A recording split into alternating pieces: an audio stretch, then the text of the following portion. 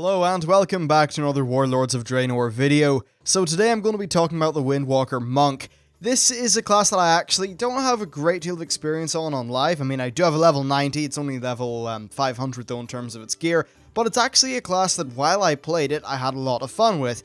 Basically, the beta came and I just didn't get a chance to develop my live monk, but I made a beta monk and I've been playing around with it, and I've got to say that I don't like the spec as much anymore, and it's not that there's any sweeping, massive changes, it's really just one thing that's kind of getting at me.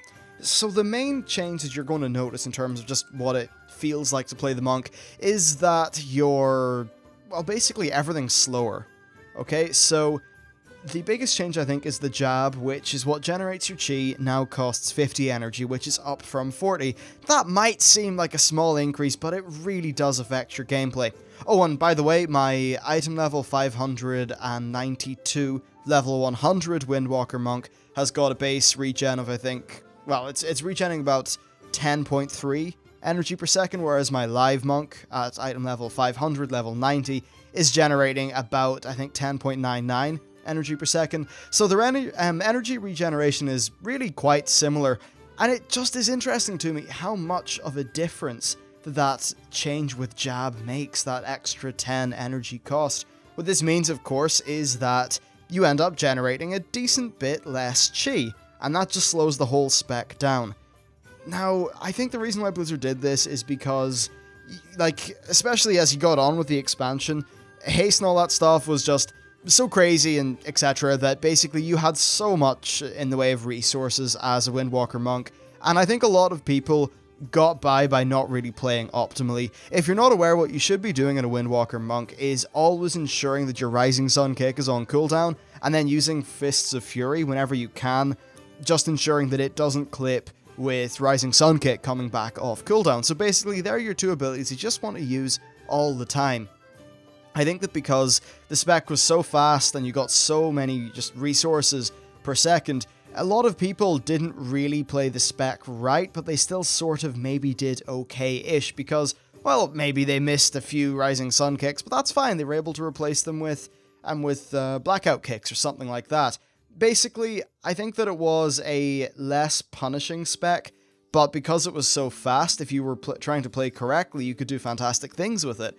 So it's as if the Warlords of Draenor version is more punishing for more people, but has a lower overall skill cap, if you know what I mean. I definitely find now that there's more downtime in the spec as well, so I'll more often be just pulling a little bit of chi so that I'm ready for my Rising Sun kick and Fist of Fury, because I know that I'm not getting as much back in the way of resources. And honestly, it just does feel kind of bad to me. I really liked how fast the monk was, and honestly I feel like that insane speed just sort of fits with the lore and feel of what a monk should be doing. I mean, if you think of a monk in real life, well, you know, the warrior monk sort of style thing, even if it is a complete stereotype, you think of the badass guys who are moving insanely fast and, you know, that stuff. It doesn't feel like it fits that fiction as much anymore, you know? It's just a bit more slower. However, it's not terrible. I mean, I'm not particularly happy with the slowdown, but I'm still enjoying the spec. I still think that it's got a fun rotation. I think it's overall very well designed and well rounded. And the level 100 talents are, well, I'm not 100% sure what I think about them for the most part. I'll just talk about them now, actually. So your first one is Hurricane Strike. This one's 3 chi, 45-second cooldown, and basically it lasts 2 seconds. You do a big AoE kick, which hits everything within 12 yards, and during those 2 seconds, you're immune to anything that would lose control or, you know, impair your movement. Now, that's fine. It's just kind of boring. It's another 45-second button to kick, or to press randomly. I suppose for the PvPers, though, it will be quite nice having that 2-second immune to slows and loss of control effects. So I suppose that's a nice thing. Maybe if you see someone casting a fear on you, you could Hurricane Strike to make sure that doesn't hit you. I don't know, whatever. Just from a single target perspective, just me thinking about attacking a boss, it just doesn't seem like a very compelling choice to me. Now, the next talent is one of the more interesting ones. So Chi Explosion actually replaces Blackout Kick.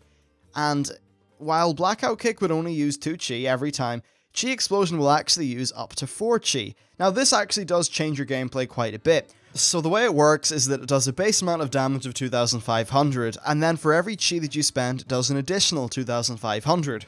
Now, as well as that, it also gains some effects. So if you spend 2 or more Chi, it will do an additional 51% damage over 6 seconds. If you spend 3 or more Chi, then it will also give you a charge of your Tiger Eye Brew. And then finally, for the 4 Chi effect, the damage will also hit enemies within 8 yards of your target. Now that means that this is a very versatile spell. It can be an extremely potent AoE, well, rather potent AoE, and it can do very solid single target damage, and I really do like how it gives you more Tiger Eye Brew, because it means that you'll be hitting that button more often. Oh, and by the way, for some reason, just looking back at the footage, I was really bad with my Tiger Eye Brew. Like, really bad. So sorry about that. All I can say is, I was very sleepy at the time. It was kind of, yeah, whatever. I was messing up, and honestly, I was more just so focused on testing out these talents that I was kind of forgetting my Tiger Eye Brew. But anyway, they are the effects of Chi Explosion. Now, what Chi Explosion sort of means in terms of your gameplay is that, well, you're going to want to be pulling up your Chi until you hit 4 Chi. Now, again, this sort of plays into the whole idea of us pulling a lot of Chi and not really being as spammy and fast as we used to be, because now you want to use 2 jabs to be able to do an effective Chi Explosion. And then, of course, just ensuring that you get your Rising Sun Kick and Fist of Fury in. So yeah, just having to wait until 4 Chi to use that is definitely something. And also, I'd say there was probably just some times in the past where maybe you had 3 Chi and you noticed, oh, well, my Rising Sun Kick's about to come off cooldown, but I'll just sneak in a little Blackout Kick. Well, you could do that and still have 1 Chi left if you needed to do a Tiger Balm or something, but now, if you have 3 Chi and you hit Chi Explosion, it will use all 3 of your Chi. It will use whatever you have as long as it's 4 or less. So that does affect how the class plays a little bit. Though still, I think it actually does sort of create more thought-based gameplay in a way. Like, you definitely have to manage your Chi a little bit more and plan ahead to ensure that you are able to use your Rising Sun Kick and your Fist of Fury a good bit more, and to just ensure that you can always get them off on cooldown and there's no downtime in that regard. And because of the slower pace of this spec, if you do miss a Rising Sun Kick, if you do miss Fist of Fury, or just get any downtime in general, it is significantly more punishing than it used to be in live. So there you go. It's a little bit different, but certainly I think it's still quite fun. It's just different, I suppose. I think a lot of the really high-end people who just loved how fast this spec was are going to be a little bit disappointed. Now, I do know that while I was only item level 500, a monk that was like maybe at 580, like Heroic Gear or something, it was an extremely fast class to play. And yeah, this just doesn't feel as fast. So on to the final talent, we have got Serenity. Now, Serenity is okay. I don't know. Like, when I was reading up on it and when I did my talent videos, I thought, oh yeah, Serenity, that seems really fun. But honestly, it just doesn't seem as interesting to me because it's just a cooldown that you hit every once in a while that, I mean, yeah, it has effects, but I don't think they're particularly crazy. So basically what it does is it means that for 10 seconds, any Chi that you consume will instantly be refreshed. So if you have 5 Chi, then you say do Fist of Fury, which spends 3 Chi, well, you'll get that 3 Chi back instantly. That's fine, and I suppose it's extremely effective if you can combine that with a potion, or combine that with a trinket proc, or something nice like that. However, just disregarding those kind of min-maxy style things, I'm not convinced that it's maybe as fun as Chi Explosion. Now, while Chi Explosion isn't particularly fun, it at least is kind of satisfying if you're in a big AoE and you do your 4-cost Chi Explosion that just nukes everything. I don't know.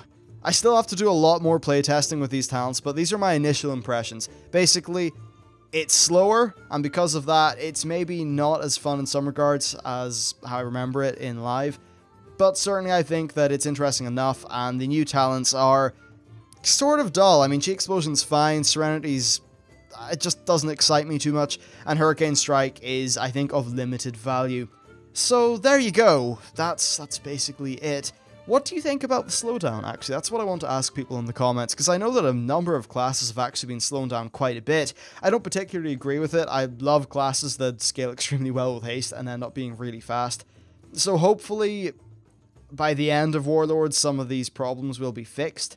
And I just honestly don't think that they needed to increase the cost of jab. I think that could have still been 40 energy. Oh, and one other last tiny little point. It's kind of bizarre now that I actually start using Expel Harm because it is 40 energy but still gives me 2 chi. So it's a nice little bonus that sort of spices up your gameplay and gives you chi a little bit quicker than jab. But anyway, that's it for me. Thank you very much for watching this video, and I'll see you next time.